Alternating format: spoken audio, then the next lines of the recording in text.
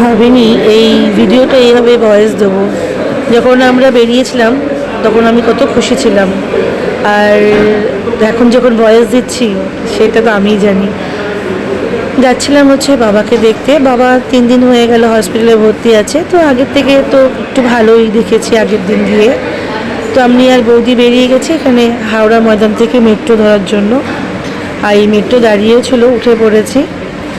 খুব খুশি ছিল যে বাবা 2-3 দিন হয়ে গেল হসপিটালে, আগের থেকে অনেকটা একটুখানি ইমপ্রুভ হয়েছে, বাবা সুস্থ হয়ে বাড়ি যাবে।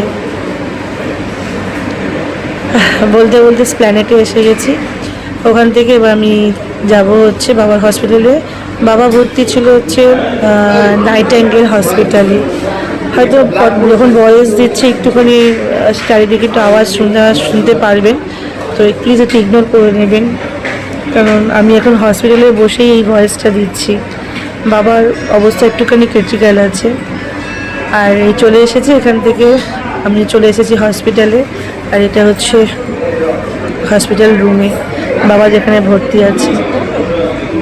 হ্যাঁ, আর এই যে বাবা অনেকটা অসুস্থ হয়ে পড়েছে। কি বলবো না বলবো, কোনো ভাষা নেই। বাবা তো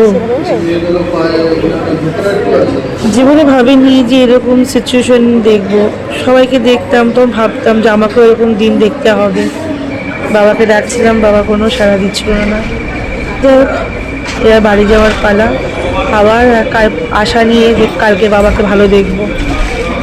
ভগবান করুক এই দিনগুলো যেন কাউকে না দেখতে হয়, কিন্তু দেখতে তো হবেই।